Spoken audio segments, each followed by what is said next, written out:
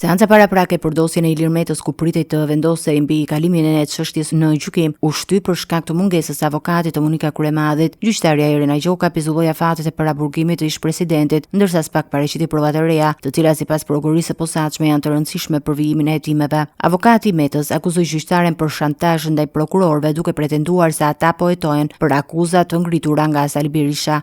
Nuk na shqetëson letër porosia në vetvete si provë. Ne na shqetëson fakti që organi i procedurës ka përfunduar hetimet dhe vazhdon po kryen hetime sot që ne po diskutojmë çështje në seancën paraprake.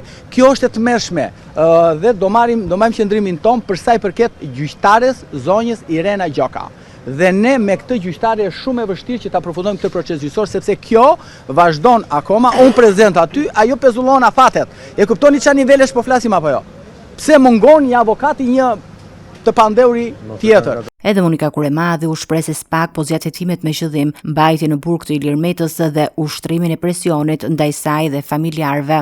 Prokuroria vazhdon heton, thërret dëshmitar, merr letër porosi, pra do të thotë që hetimi për zotin Meta, Monika Kuremmadhi, maman Dime Fatime Kuremmadhi dhe të tjerë nuk pas ka mbaruar, por vazhdon. Është vetëm një qëllim për të mbajtur zotin Meta në burg, për të mbajtur Monika Kuremmadhin dhe familjarët e saj nën presion.